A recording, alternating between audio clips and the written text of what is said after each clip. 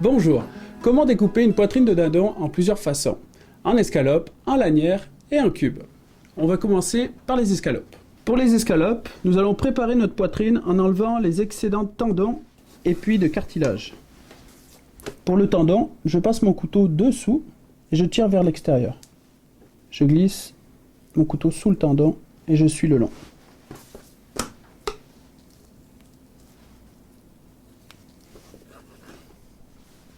Pour les escalopes, je vais enlever le petit filet pour avoir des escalopes entières. Il me reste juste cette partie-là à enlever.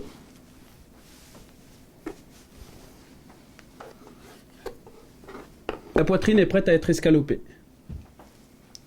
Le but des escalopes est de casser les fibres naturelles de la viande. On voit qu'il y a un sens des fibres. Donc le but est de casser ces fibres pour éviter que pendant la cuisson, les escalopes se rétractent. Comme ceci. Il n'est pas gênant si les escalopes ne sont pas toutes de même taille ou de belle taille. Je pose ma main sur l'escalope, je fais de grands mouvements avec mon couteau pour faire des belles escalopes.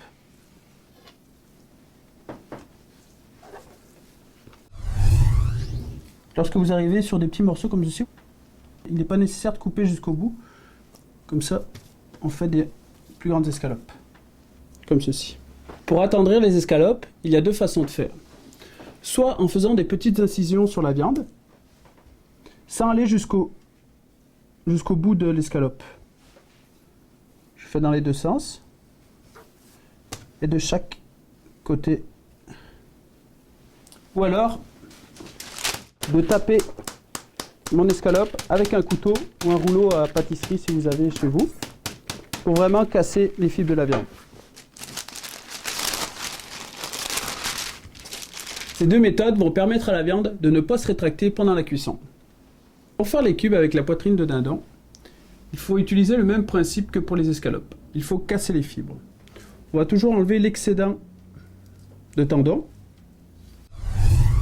Ensuite, les fibres sont dans ce sens, donc je vais les casser en faisant comme des escalopes, mais beaucoup plus épaisses. Il faut toujours utiliser un couteau bien tranchant, sinon la viande risque de coller contre les parois du couteau. Donc j'ai cassé mes tendons, il ne me reste plus à faire mes cubes. Je vérifie qu'il ne reste pas de cartilage.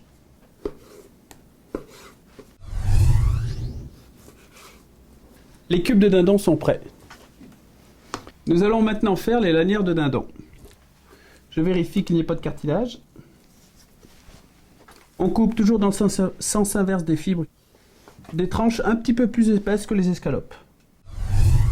Ensuite, je coupe les escalopes en deux, puis on fait les lanières avec les bouts,